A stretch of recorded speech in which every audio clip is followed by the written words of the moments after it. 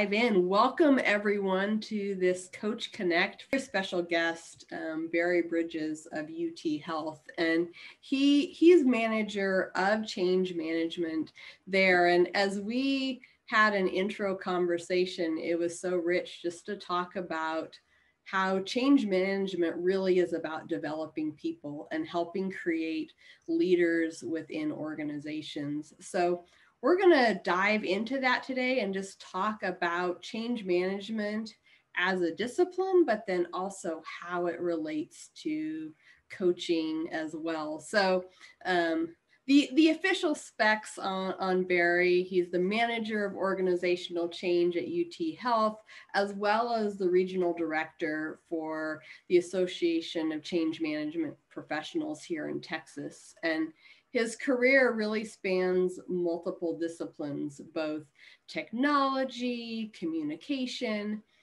helping create the systems and processes where businesses can really grow their efficiency. And Barry is truly a leader of leaders, so we're in for a treat here today. Thanks for joining us for the conversation, Barry.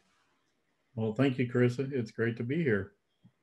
Oh, we're looking forward to this. So, yeah, you have quite a bit of experience under your belt with change management. Tell us a little bit about what brought you to your role that you're in now.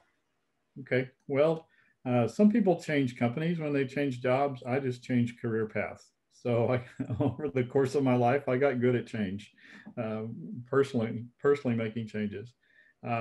What brought me into what I currently do, I was basically hired in as a programmer and to lead small projects in 2008, 2009 at UT Health San Antonio. And over the course of a few months, I quickly realized that I had experience and skills in project management because they had me leading small projects. And as I look back over my career so far, I had done a lot of event and project management and communication, those kinds of things. So I quickly got certified as a PMP and then began to work just as a developer, programmer, managing, leading a team in data warehouse reporting, and ended up being the technical manager for the budgeting application for the university. I was really beginning to get just uncomfortable, I guess. And the man who is my boss now came to me one day, and he had a 8.5 by 11 piece of paper. And in the middle of that piece of paper, there were 3 or 4 little bullet points that they had done a screenshot out of something Gartner published. And he said, "Hey, Barry, we're thinking about this thing." And he handed me the piece of paper. And basically what it was is we had the project managers who were delivering projects, and they were a machine. They were really cranking out the projects. We had the developers who were doing all of the technical work, infrastructure, et cetera, getting everything ready to go. But what was missing was that last piece, and that was connecting with our user communities across the university. Prior to this, when we had something go live, there were probably 3 emails that went out that said, "Hey, this is going to happen. We're going to shut this system down for 5 days. And then when it comes back, it's going to be all new and exciting." And then the last email was, "Hey, it happened." And that was the full extent of our change management efforts. So what they said on that piece of paper in that little picture was, "Here's a new job description. We'd like to put together a team to do this." And I looked at all the blank space on that paper and I said, "Can I fill in the rest?" And they said, "Yes." So I was excited. I could write my own job description and basically design this thing. So in 2014, the fall of 2014, we put together a team called Transition Solutions. We filled in that gap between what was happening on the project side, the developer side, and then our end user base around the university. So from there, we began to build a framework for change management. We also had other pieces of what our team did. We did some application support on our PeopleSoft institutional level applications. So we had part of our team that did that. I actually was excited about the team because I had 3 training specialists that did that application support. The gentleman who had managed the service desk became part of our group. And they were switching up, reorganizing that area. So I jumped on him because I knew he had been 24/7 solving people's problems, and he was really a people person. So grabbing onto him. And they had another individual that was kind of interesting. They're like, this lady has been all over the university. She has all of this skill. We're not real sure what to do with her. And I said, I know what to do with her. And so that's it. We affectionately call ourselves the team of misfits, from the island of misfit toys in the Christmas movies that come out. But we have basically assembled a change management team that are some pretty astounding professionals at this time. We've really grown into a role where we're far beyond IT projects and implementation projects. Jack Frost, yes, the original Jack Frost is on my team. And Jack and I work right now as part of a collaboration across the university with people from HR and marketing and communications on an enterprise redesign where we're transforming the way we provide services across the organization. So that in a nutshell has been the last 6, coming up on 7 years of what we've done. Exciting, fun time, and we're super happy to share and looking for the future as well. Wow, you got the blank paper and you got to create the roadmap of what the whole change process looks like. Well, it's pretty exciting to get to do your dream job when you decide what your dream job is. And you mentioned coming up with frameworks for change management. What are some of the key ingredients of those frameworks from your perspective? Well, for us, so to tell you all the frameworks we have that application support piece I mentioned too. Under that umbrella of change management, we do testing, which is really user experience testing. It's not the kind technical developers use, it's like end user testing. So we do testing, and then out of the information that comes out of testing, we do training and communication, all of that enabling our projects to take place, business process changes, et cetera. So as we developed a framework, with everything is a process, right? So if it's a process, it can be repeatable. And so the whole idea with us of having a framework is we need something to guide. It's almost like your lines on the highway. You know, I've traveled in places in the world where there are no lines on the highway, and people just generally stay on the road for the most part. But then you see places like England, which have very, very well-marked lanes and places to stop and places to turn, et cetera. So that's basically what we try to do with the framework, is give people guidance through the process. So if we're consistent, we can repeat that process. We don't have to reinvent the wheel every time. Another piece of that is it's very easy to onboard a new employee or to train a new change manager. We have a program, and well, we're not active right now with it. We have a program where we bring in interns from UTSA, Incarnate Word, Our Lady of the Lake universities here in town. And we can hand an intern a single piece of one of those frameworks and say, do this thing right here. And as they do that thing and follow the framework, they begin to understand the broader context. So we have actually taken 2 of those interns and hired them into full-time positions as a result of that. And of course, we've trained all of our staff in those frameworks. So for us, it's those lines on the highway, the general rules of the road that tell us how to do the particular thing that we're doing. Yeah, I keep hearing these words, you know, systems, processes, repeatable, you know, that's core to change management. But I mean, we all know that, you know, people are part of those systems and processes. So, I mean, how does the coaching piece integrate with that? Well, we really do work in the people side of change. We want what we do to be something that we do with people and for them and not to them.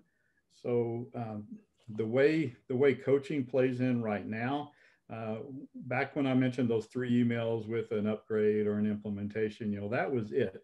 The first thing we started doing was, let's talk to the people at the sponsor level, at the upper levels in the organization and on the project, and let them know everything that's going on, and here's our strategies. Then we were talking to those end users that had to make the change. What we realized is we were missing a huge gap in the middle of the people that manage and supervise the people whose lives are disrupted. So our first step was to add in that what we called the middle layer.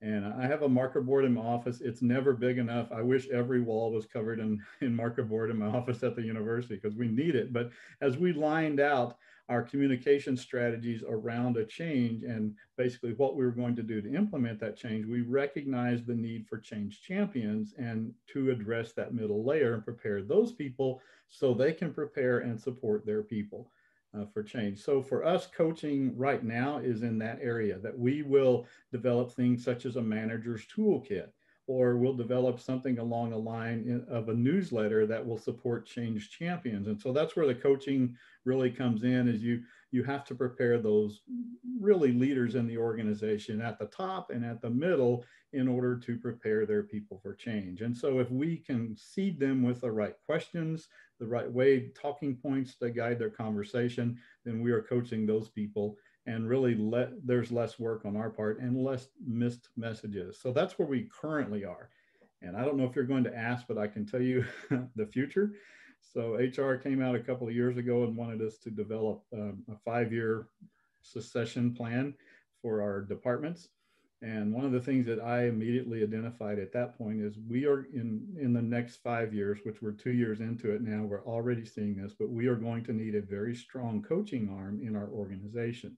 Because as more and more dramatic and drastic changes take place, or as more and more projects come down the pipeline and things get implemented, there is a huge effort to prepare those managers and to coach those managers through the change for themselves personally, and then enable and equip them so they can turn around and coach their people through that. So I work very closely with a couple of people in HR who one of them is certified as a coach, and we're developing some of those strategies right now. But I see that as my organization growing and adding in coaching as one of the legs of what we do. So for us, it's new and exciting. For you all, it's common everyday thing, and we're looking forward to learning a lot from our association. Well, that's wonderful to hear how it's being implemented right now with training these managers in coaching skills, but really the exponential growth, it's building coaching into the process and even the methodology of this is a core skill that leaders have. Correct. So that's, we want to be agile. We want to respond, not agile as in the project sense, but we just want to be responsive to the environment. And that's one of the things for me. I like the surfing analogy. It's not the next wave that's coming in. You're watching for a big wave on the horizon that you want to ride so you can ride it all the way to the beach. And so that idea, and I don't even recall the book I found that in, but I loved it. That's kind of what I try to look for, is watching for those big waves to come in so we can ride them to the beach. It's a lot more fun with a bigger wave. And so if we can create an organization that is agile, it's responsive, it's resilient, then our future is going to be much better and much more stable. And things like what has happened in 2020 are not going to throw us that far off course. It's a matter that we can adapt quickly and respond quickly and be back on track with our objectives for our business or organization or our society. Mm-hmm. I mean, in cultivating that agility, what do you see as the main pressure points within change management that organizations need to be looking out for? I think one of the biggest weaknesses I see is, and our executives, I was just in a meeting this morning, our executives are still thinking along the lines of, oh, change management is just the communication, and they only see the communication piece. And there is so much more to it than that. So there's a weakness in that standpoint. We do, most of our work in change management comes before the project even really gets moving. And that is in our readiness assessment. So we're assessing, is the organization ready for this? Are the user communities ready for this? How big is this impact going to be of this change? And how do we need to scale and size and designate resources, et cetera? And so that's a great deal of my job, is just getting our change managers ready and then turning them loose to get into the details of those assessments. But if we can do that, our strategies may not be communication. Our strategies may be, we recognize there is resistance that is going to take place. And so we need a way to mitigate that resistance in order to make the project successful. we're driving towards, in change for us, we're really driving towards three things. It's adoption, utilization, and proficiency. So if we can get people to adopt the change, begin to utilize the change, and then become proficient, they're not going to try to go back to the old way of doing things. They're not going to their workarounds. For example, in the university, things just evolve that way. There are so many things that just get allowed as a workaround. You know, this faculty member or that leader in the organization will say, no, no, no, I don't want to do things this way. And everybody will go, okay, well, you can keep doing it that way. Well, if we allow those things to happen, the next thing we know, we have fallen back to the old way of doing things, and we haven't gained the efficiencies or the effectiveness that we're trying to reach for. So for us, again, I'll probably answer way more and chase so many rabbits here, Carissa, but for us, if we can do those readiness assessments, and if we can get into that coaching and manager training, and then the resistance management, that gets us much further down the road towards that ultimate proficiency that we're driving for. Well, what you said about the resistance is so key, because the people ultimately are the drivers of the change. So if you resolve the resistance, then it really creates the smooth path forward with that. And we had a project in 2018 that was around our student system. So it was kind of it was one of our model projects. It turned out to be that we had a great sponsor who really got what we were talking about, and we developed a fast bonding connection, and we actually took our framework of further down the development path because of this project. But one of the things that we did was gather a group of students in a room with some pizza and a marker board, and started asking them questions like, where do you go to do this thing? What do you call that place where you go to register for classes and pay your bill, et cetera, et cetera. So we had never branded our student system. It was called by about 5 or 6 different names, and then the students had their own dirty words for it. Because it was not a user-friendly experience. So as we began to do that assessment right from the start, we determined, number one, we have to brand this thing. Number two is we've got to resolve the user experience issues that we run into.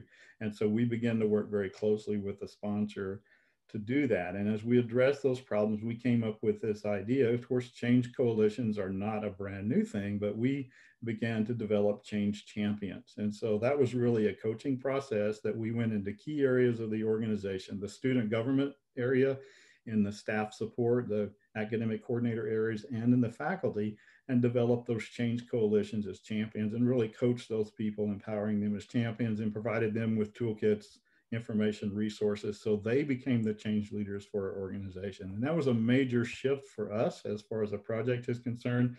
And today it's something that if it's an enterprise level project or a very significant change, that's exactly the process we're driving for again. Creating the champions who are then going to coach and help people work through their resistance really creates that forward path. And Jim asked a really insightful question: how is culture and vision applied to the change management and this potential resistance? Now that's a good question. So the enterprise-wide initiative that I was talking about earlier, our current COO is really leading that initiative. She started it when she was our CFO, and began to work with the other VPs in the area. But this is a significant shift in our culture. And part of what she has done has been a consistent vision caster, if you will. She's projecting the vision for the future of what she sees the organization doing and being. UT Health San Antonio, we are, for those of you that don't know, we're the ones that provide the doctors for University Hospital, or most of the doctors for University Hospital. We also provide a significant number for the VA hospital, which is across the street from University Hospital. So there's some tremendous growth right now in the healthcare area. But one of the things that we determined, we have these missions of education, of course, and then research and clinical practice, and then community engagement. So those are our 4 core missions. And to hear those visions presented by our COO, by the president, by the deans, very consistently, is the first step in that change management process. We are building a hospital. It is admittedly a boutique, a small hospital. They say small, and I think it's like 350 beds. That seems very big to me, but we're building a hospital to be open by 2024. And so there is a vision for the future there. It is a major shift in our culture to shift from what has been a university and very siloed to being something that's more centralized in the way that we operate and more consistent in the way we operate. So those things are happening at the sponsor level, at the stakeholder level, meanwhile filtering down through the organization as we work on the change efforts. It is really Jack and I and Priya and Jennifer, the team that we call the change leadership team on this initiative. We are out there with our sleeves rolled up, working at all levels across the university, and just our calendars are crazy with meetings.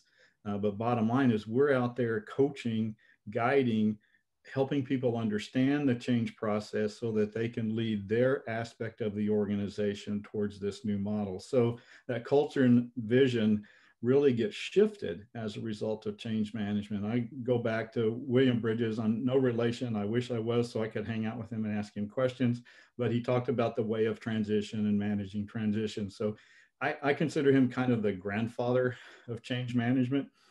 So as I read a lot of the things he talks about in transitions, that's really what we're trying to do.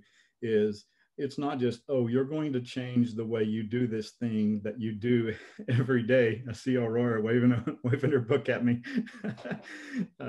It's not just that you're going to change the thing that you do every day. It is, we are going to change the way we think about this. Mm-hmm. And that doesn't happen with, oh, here's an email that tells you how to think that way. This happens through a process of understanding. And you all as coaches have that ability to ask those penetrating questions. That's what I love about your profession, is just the questions that you ask that make people think and help people come to the solution and help them come to the answer for themselves. That way they own it, they possess it, and then they are well on the way towards making a change. That's so powerful what you said, that it's really about both casting the vision from the leadership, but it's also really helping people create their own sense of vision and want to in the process. And that really transforms the resistance to the buy-in of, yes, I want to be a part of this change because I see how it connects to my own goals and values.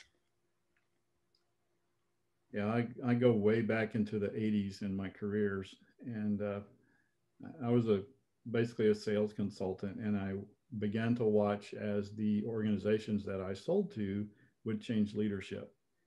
And as they would change leadership, they often, probably 95% of the time, these organizations would struggle with that change in leadership. There was, key leader is gone and people are not sure of the new space and they're unsure of how to act. But at the same time, I saw that there was a passion for what the organization was doing and a desire. In fact, most of the time, the best ideas for turning things around in a struggling organization were from right there in the organization. So that was really my introduction to change management and working with some of those organizations and drawing that out in the people. And again, it's that people side of change, that people side of working through the transition and helping them understand. And as you say, to begin to own their future and to own their operations in their organization. I find in every organization I've worked with across the years is there are people that are passionate about the organization and what they want the organization to be and do. And to me, as a leader, if you can find those people and draw them out, then you will have a fantastic organization. Drawing people out. What a great summary of how coaching and change management intersect. And it reminds me of Richard Boyatzis is one of the leading researchers in the coaching world, and his book, Helping People Change, gives a paradigm he's created, and it's the difference of coaching for compliance versus coaching with compassion. And coaching for compliance is really that performance side of, we've got this system or structure, and I'm going to quote coach you in order to perform and do whatever the change is. Whereas coaching for compassion is really that drawing out process of what are your goals and challenges, and how can we create a vision that you're excited about moving towards. What are your comments on those two approaches, coaching for compliance or compassion? Well, first of all, I've just added a book to my reading list. uh, I really like the concept. For me, it's coaching with compassion. I kind of title myself now as a player coach with my team. I mean, yes, there's times that I have to step up and act more like a general and be directing, but for the most part, my style appears to people to be very laid back. And quite the honest truth, I'm a very type A driven personality, but I ran over people for much of my early career and learned some very hard lessons about that, and became much more compassionate, and again, much more of a player coach, where I'll be running alongside you rather than ahead of you saying, walk this way with my sword drawn and charging whatever hill it is. So I'm going to be beside you, helping you get up the hill. So for me, it's coaching with compassion. I think the compliance, you have that when the accountability structures are removed, you're not going to keep the compliance. That compliance will deteriorate, in my perspective. Of course, I haven't read the book. I probably need to read the book before commenting on that, Kirsta. But for me, I would rather have people be motivated themselves towards the accountability structures rather than having the accountability structure really try to hold them in place. So, and a good illustration of that is our team. We use a project management tool called Team Dynamics that we track our daily tasks. I want my team to record their time and their activities in there, not so I can say, oh, you got your 40 hours or you didn't get your 40 hours. I, as a manager, want to be able to do analysis and say, do we have capacity? Can we get more efficiency? Can we better solve problems if we did X, Y, or Z? And then, of course, when in the trimesters, when new projects come in, I need to be able to say, no, I can project out right now. I know exactly how much time is going to be needed on this project. And I can tell you, with the 21 projects on our books, our 6 team members do not have any time available. And so what can we do? It's how do we supplement? And that's the next level for me.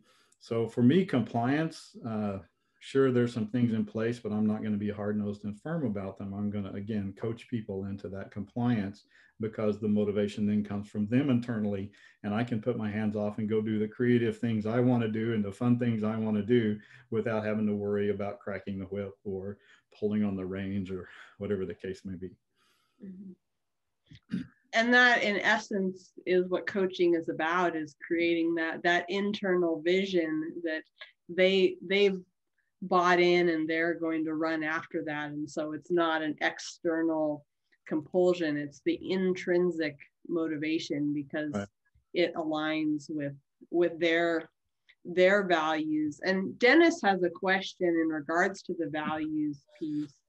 What is your experience or concept of how important it is that the organization have core values that drive the change? So I tend to struggle with, at our university, I mean, I came in from the outside world, and I consulted with an organization for a while. I did sales. I've done a lot of, there's a couple of small businesses, and also some nonprofits. And it was kind of interesting to me to come into the university and say, I want to see our organizational chart and what are our core values, because I started reading management in the 80s, and I've read all the management books around all of that. And I've been through the exercise where you establish your core values. And what I found is, when those people that have to go through that exercise because they don't know, they never get a good set of core values. They'll have some nice platitudes, but not really core values. So for me, the core values are really grown from the ground up. As you interact with the people in the organization, you begin to find out what's important to them, what's important in their job space, and in the shared teamwork that they do. And those things begin to swell up into the core values of the organization. So for me, as far as a university, that was a real struggle. President, not too long after I started, President Cigaroa came in and began to lead our university in some excellent exercises that began to finally recognize and clarify those core values and give us something really to rally around. We developed those missions that I talked about earlier. So watching that process at the university level was very pleasing to me because of the way I saw it led and the way it developed. And I don't know if that's answering Dennis's question or not. But, oh, okay, good. Yeah, we're getting some great questions here in the chat. Let's see here, because Jill dives into even change at the attitudinal level. I mean, we've got organizations wanting to be aware of bias and diversity, and how does creating change in that arena play out from a coaching perspective? Because it's almost a different coaching even than your systems and processes. You know, that is one of the greatest struggles. I mean, we're seeing it in our workplace, all around us, in culture and in the news, and actually even in the TV shows and movies that we're watching. There's so much happening right now, and just recognizing the biases that we have and the way that, you know, the subtle ways that our mentality has been shaped. So to me, that would be a huge area for coaches to dive into.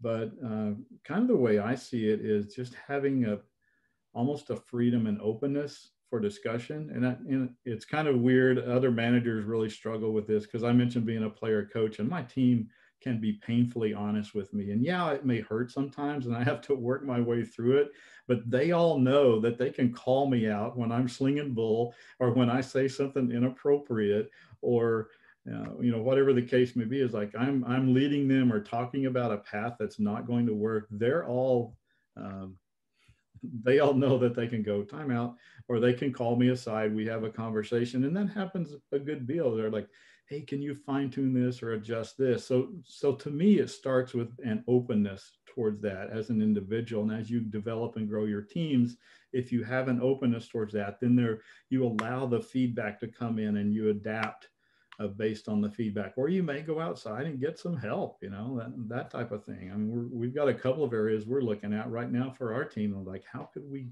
bring in someone from the outside that can give us some better guidance on this?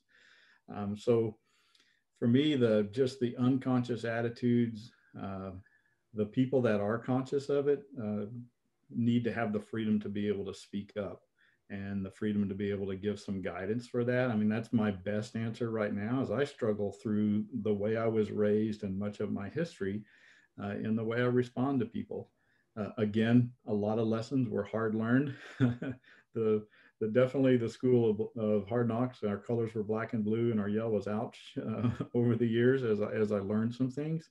But I also learned to be open, more transparent. I'm really, what you see is what you get. And I think that goes a long way towards getting us the right direction. I appreciate a leader that's willing to accept criticism without resentment and without anger, and without a harsh or a retaliatory response. And I know those are few and far between. Creating that space that truly listens to where people are coming from is so foundational. And I mean, that really is what coaching is about, that you have that trust that's created when I'm going to listen to you in a non-judgmental space and just connect with where you're coming from. And from there, that then builds the possibility of, how do we want to approach this situation? Yeah, believe me, I came from a very judgmental, harsh, and critical background. So it's a huge, huge leap to be where I am today. To, you know, do my best to not judge on first sight and, you know, instantly based on a few minor factors, but to step back and listen, observe, and watch and try to get all the factors into play and to ask questions and hear the story to understand where people are coming from. Mm-hmm. And every leader wrestles with that because we all have the subconscious biases, whether we realize it or not. And it really is that ongoing awareness process of realizing what our own filters are and truly seeking to listen at that level. So kudos to you just for having that self-awareness as a leader. That in itself speaks volumes to people when you're wanting to build the listening muscle. Another great question here from Martha. How do natural strengths and talents play into change management? I mean, specifically, do people get to lean into their strengths or be positioned in areas where their strengths are best capitalized in that change process? Well, you know, as an organization as a whole, we are really learning and developing in this area right now. We've circled around it several times um, with various initiatives, but I think we're at a place now where we're beginning to dive into this. You know, what are people's strengths and how can we play into them? For me, and Jack, if he were on the call with us, would tell you that for me, it's almost unconscious. I don't think about it. Everybody on my team, I basically get to know their strengths, their weaknesses, their interests, and I develop a plan for them. And it's not something I'm back behind the scenes pulling strings of trying to get them to be my puppets. This is more something that I start to see their potential and what they could do, and we have conversations about it. And then I begin to give them assignments and coach them along in those assignments and prepare them to do those things they're really good at. At this point in time, a project can come down the pike and I know, hey, this person has capacity, but they don't have the skills, you know, fine-tuned skills in the area that are really needed for that particular project. And so I'm going to take a step back, and rather than say, nope, they've got capacity, let's go for it, which, you know, if you're sheer management running by the numbers, that's what you're going to do. But if you're really highly engaged and involved as a leader, you're going to take a look at who could best do this particular project. And you may have to make some adjustments in other areas. And so that for me on my team, and in fact, really in my department, I mean, my director and senior director above me have the same type of approach. It's just something that, I mean, we align very nicely with that. And most of the time, I'd say 90% of the time, we're in agreement when we start passing out assignments for my team. I'll report back to my director and he's like, yep, that's right, that makes sense. And in fact, one of our individuals on our team had a very specific role and was really struggling because they're very black and white in the way they think. There's no gray areas, and you're going to stay on the right hand side of the road in the right lane at the right speed limit, and you're going to come to a full stop and you're going to yield. You're going to look 3 times before you change lanes. I mean, very, very procedural. And we had a lot of projects that were coming along that were software as a service, and that was a whole new structure for us. And they were really struggling in that space because it required a lot of agility and adaptability of our frameworks. And so that particular individual, I began to see that happen. They struggled. They were really having a hard time on some projects. And I got to thinking, you know, there is a space for them. And so I basically opened up a new avenue for that individual to really pursue what they're good at. And what they've done has been amazing. I mean, it's incredible what they've done in developing the infrastructure to support that area they're assigned in. They've advanced our framework. They have so much that's automated within that framework now. I can't keep up. And every once in a while, I'll jump in on a project meeting and I'll see something like, where did that come from? And I'm going to ask that person later, and they're going to show me the latest tweaking that they've done on the framework and our toolkits. And I'm just always amazed. So for me, that's the way I want my team to be. And I'm happy to say it's happening at our organizational level too, where we have new people involved in HR. We have new HR partners that are helping to guide our organization that direction towards, let's find the very specific strengths and skills of these individuals, and let's get them plugged into the right place to where they can be active and motivated and engaged and involved. That certainly increases the buy-in when you have that alignment with core strengths, and they're really able to be at their sweet spot. And then you have people that are on the other end of the spectrum. Maybe their emotional intelligence isn't very high. They aren't self-regulating in a way that keeps the organizational goals going. How do you approach that kind of employee from a change perspective? Well, it's interesting you asked that. I did have a team member like that. They just really lacked the emotional intelligence to understand what they were doing. There were so many ways that they would not self-regulate. And for me, with my team, again, being a player coach is a lot of times, yes, we have change managers and training specialists, but I'm the capacity person. If everybody's booked and over capacity, it falls on me many times. And so I don't have a lot of time to be putting restrictive controls in place or to be micromanaging anyone. And so that frustrates me. That makes my life uncomfortable, and you don't want to make my life uncomfortable, right? So at the same time, recognize that I had this person on my team for over 18 months as we tried to work through this. And so I spent a lot of time with this individual. This is the behavior that we need. What do you see, as the minimum acceptable, the moderately acceptable, or the wildly successful behavior?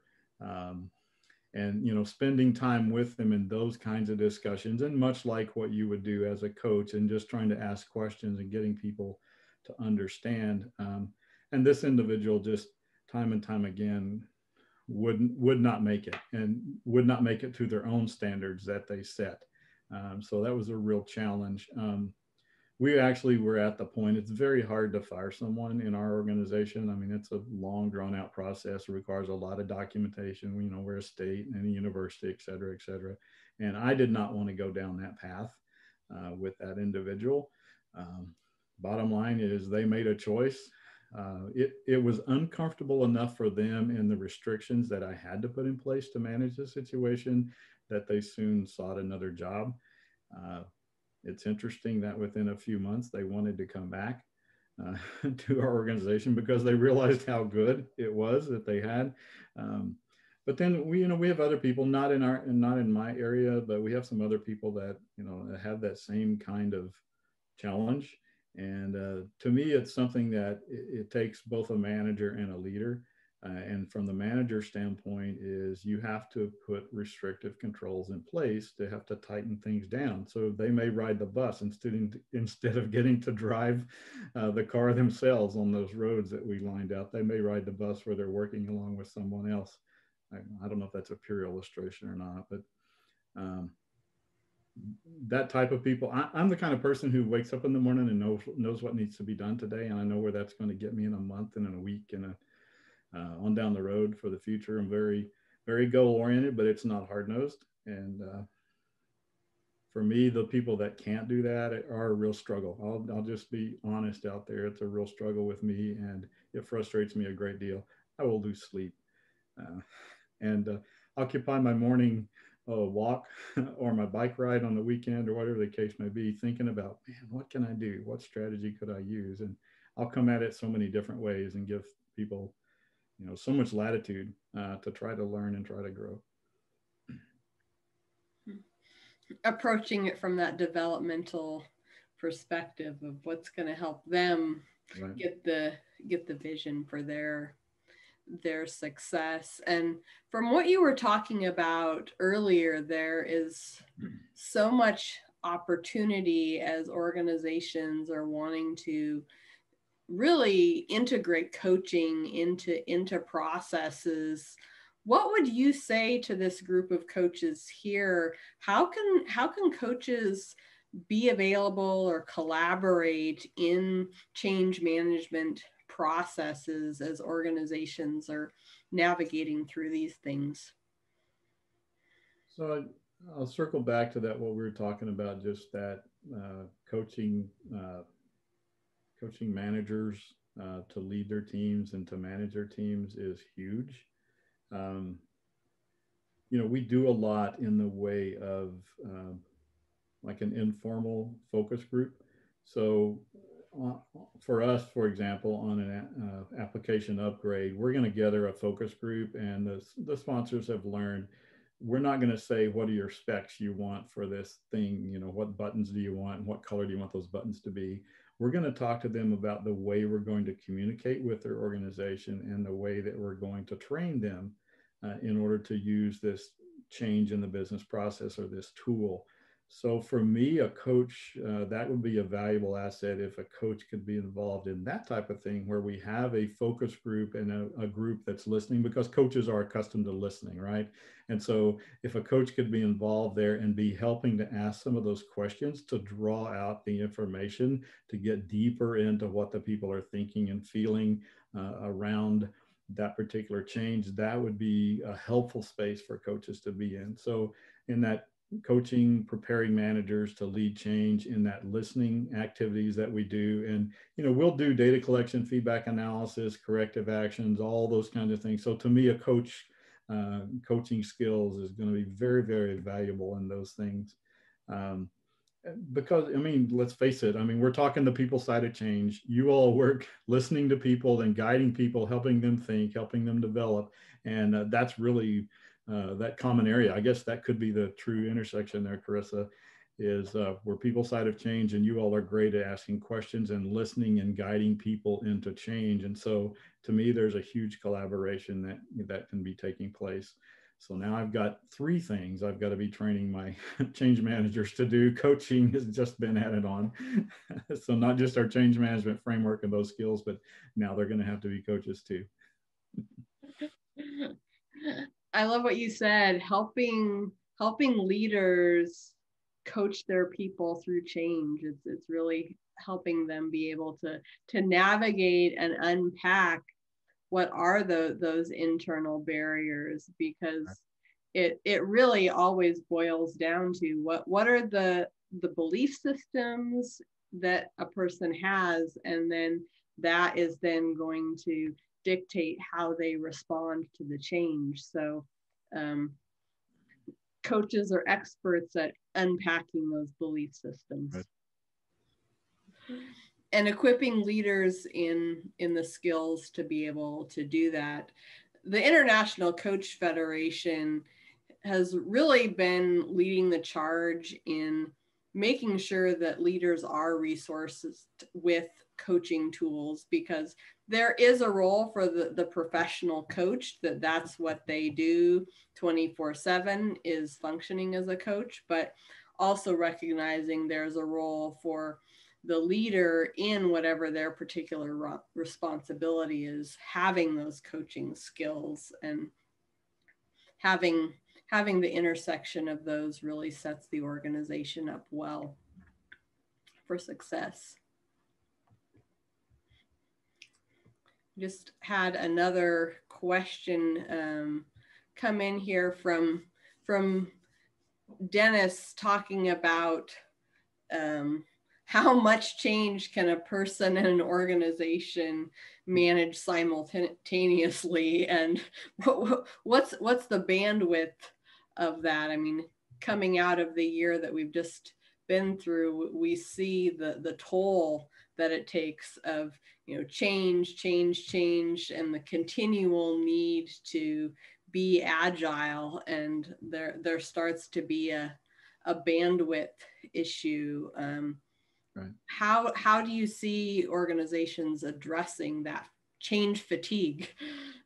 Right. Well, that just the ability to process change. You think about 2020, and there, of course, all the social media is full of 2020, and now 21 is going to be better, or it's going to be worse, or whatever the case may be. But to me, I'm a student of history and science, and I think people are more resilient than we realize. When times are normal, people really don't want to change, but when there's disasters in place, I've seen that people do change incredibly. And it's almost like an excuse to change. They may not be happy with it. They may be kicking and screaming over the change, but they do make the change. And we've really had 2020 has been a year like that, where it's been forced upon us. When I look at technology, for example, with us, I mean, middle of March, we went virtual space, and we had been trying at that point for 2.5 years to implement Office 365 and get people to use Teams and Planner and those kinds of tools. And our success was mild, not even moderate. It was mild. Okay, we were maybe 25%, maybe 12%. But all of a sudden, literally over 2 weeks' time, our team was in high demand for that technology because we knew it. We had been the evangelist out there promoting it around the organization. My team had been doing lunch and learns and those type of things to show people, develop business cases, et cetera. Well, we went overnight to using that technology, the Teams meetings and Planner, et cetera, et cetera. And that was something that a disaster drove us to. But at the same time, I can't see us going back. And we really, even up at the VP levels, they're beginning to tell us, we're going to make some arrangements on our space and make some changes in the way we use our space. And, some people are going to be permanent office at home, and, those kinds of changes that have taken place. So I think our capacity depends on the circumstances, number one. When things are rocking along normal, nobody wants to upset, rock the boat. So it gives us an excuse for change. Many times, and I've seen this over, just over the history of businesses, a business is not going to change and do what's necessary. I think probably the auto manufacturing is a good illustration of that. They're not going to do what's necessary to get a more efficient process and better gas mileage and all of those kind of things unless there's a crisis driving it. So there's a natural resistance there. There's a lot of work being done right now on the capacity to change and how much, that change saturation point you talk about. If you're in a meeting with change managers, there's always that discussion on change saturation. But there's a lot of research and work going into that right now. I think ProSci Research they're coming out with their latest survey, and that's probably a good one to dig into if you can get your hands on that research to find out what those saturation points are. I think Dennis said something about the total picture of what's going on in people's lives outside work. And for me, that's an important thing. I'm never happy just focused on work with my team. I want to know what's happening in their lives. And I don't know if HR is going to agree with me or not, but we talk about, we'll start our meetings off, and especially once we went remote and I'm not seeing everybody face to face, it's so hard to read where they are, but I'm going to ask questions. Do you have enough food? Are you doing okay? You got cabin fever? I'm laughing about it, got cabin fever. And every once in a while I'm doing a meeting in the backyard and an airplane will fly over, but I'm going to the backyard. Why? Because I'm not seeing people. I got to watch out, go out and see the squirrels or something. So for us, just considering that total picture of what's happening in someone's lives. I mean, I know if someone's not being productive at work, they may not tell me right away, but I can begin to read that something is going on in their life. And I'm not going to pry. I'm not going to, ask inappropriate questions, but I am going to eventually find out because we do share our lives to some extent. And to me, that's part of that, just getting back to what are the motivating factors for that individual, and I'm going to ask them questions that are going to give me some tips and guidance on how can I help them do their job, and I'll just give you an illustration. We had a young lady who was an intern with us. Usually you get one semester, but if you're really good, I'm just like, hey, stay through the summer. And then, hey, stay with us in the fall, when you finish out your senior year. Well, she graduated in December and we hired her in January of 2020. So 3 months in, this young lady suddenly, who's been with us, a year as an intern off and on, but then 3 months at work, and all of a sudden she has to go remote. Well, she has no idea how to set up a home office. Come to find out, she had lived in the dorms for her time undergrad, and basically all of her meals were in the dining hall or from the little campus store in the dormitories. And so we found out, she's living in some borrowed space and she's going to need to get an apartment. Well, our team jumps in. And I don't want to belabor the story, but our team jumps in and we had an old-fashioned, what was called a pounding. And I think that was where, because you brought a pound of food, so we had a pounding where we set her up, and I mean, she had her furniture, but we set her up in her kitchen with everything she needed in pots and pans and dishes and all kinds of food and that kind of thing. Our team started sharing recipes with her. We have food conversations about what did you cook this week? So many things like that. So knowing what's happening in her life, what happened is I saw her productivity going down and was trying to put a finger on it until, man, I kept asking everybody in a generic sense, but one day I had a conversation with her, figured out that was what was going on, and it was all stops are out, and we are helping her get set up in her new apartment and making sure she had enough food and knew how to cook it, and so many things. There's some funny lessons in there. She did not know there was special soap for the dishwasher. And so she filled her kitchen with foam. And she's hilarious. She was laughing, saying, I was thinking every time I did the dishes, I was going to have to just mop the kitchen floor. That's a way to keep it clean, but anyway, so circling into what Dennis is asking, the total picture of what's going on in someone's life. If you know those things, you can get engaged and get involved, help them solve those problems so that they can get back to being productive employees and working hard and being satisfied in their workspace. Mm-hmm. What a great illustration of how change encompasses the whole person. And when we approach every conversation as this is another human being, that really sets the stage, not just for change, but really that transformation of people being able to step into those roles. So we're all going to be picturing her with her stocked kitchen and overflowing dishwasher. What a great illustration that we can all take to our different contexts. And thank you so much, Barry, for sharing your expertise, the illustrations, and really just inspiring us for what the opportunities are right now to really come alongside individuals, organizations. Any last words you want to share with us as coaches? Oh, I'm kind of getting blank, actually. I'd meant to kind of wrap up talking about maybe what I saw in the future, but I believe I've already covered that. I mean, I do see a great collaboration. I'm really looking forward to it, Carissa, and both ACMP and ICF working together. I think we have a great partnership started, and definitely going to be some opportunities for us in the future. And I think continue to rely on each other and expand the conversation from here.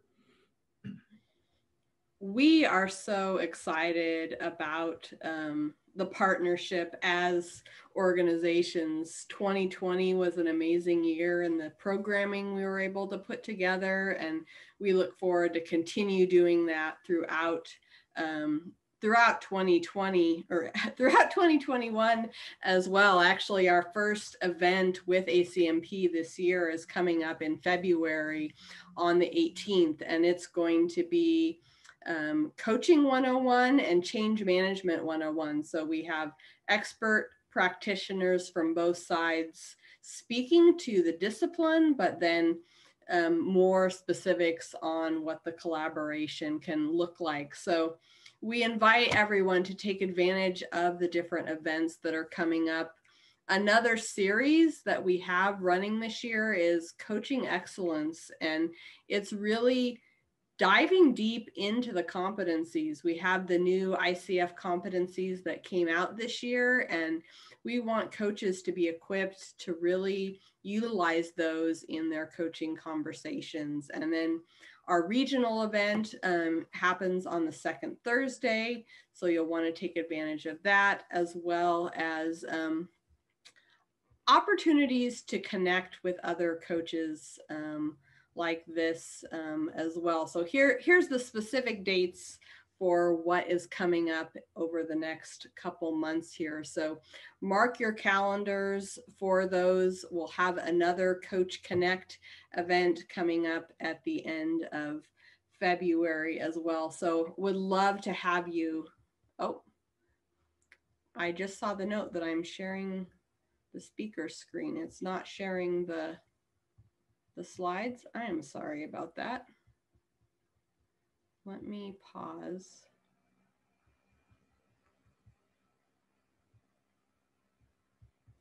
The wonders of technology, it keeps us all humble, doesn't it? Here we go. Are you able to see the screen now? Thank you for letting me know. Perfect. So these are the events to take advantage of in the coming months here with our upcoming partnership with ACMP, as well as the business building series that's kicking off in a couple of weeks. And for any of you that were wanting to hear the kickoff event to that, it's been recorded and we have access to that. So feel free to reach out and we're happy to share that recording from Barry Foster with you as well. So thank you everyone for being a part of the conversation here today. And now my PowerPoint is having a mind of its own. We're recording all of our events, so you will be able to take advantage of them on our different channels. This is a free event, so it'll be up on our YouTube channel, but also our different paid events are available on Vimeo. So if you would like to have nonstop access to the different trainings, just send an email and we would be glad to connect you with that Vimeo channel. And then track all of your CCEUs on Wild Apricot. If you download the app for that on your phone, it'll keep track of the different continuing education credits that you've earned through the different events. So thank you everyone for your contributions to the conversation today. You really made it a rich dialogue with your questions and insight. And thank you, Barry, again, for sharing your time with us. And we're looking forward to more collaboration and partnerships with ACMP and disc coaches here across Texas. Thanks for having me. It's been a pleasure. Thank you all. Have a great afternoon.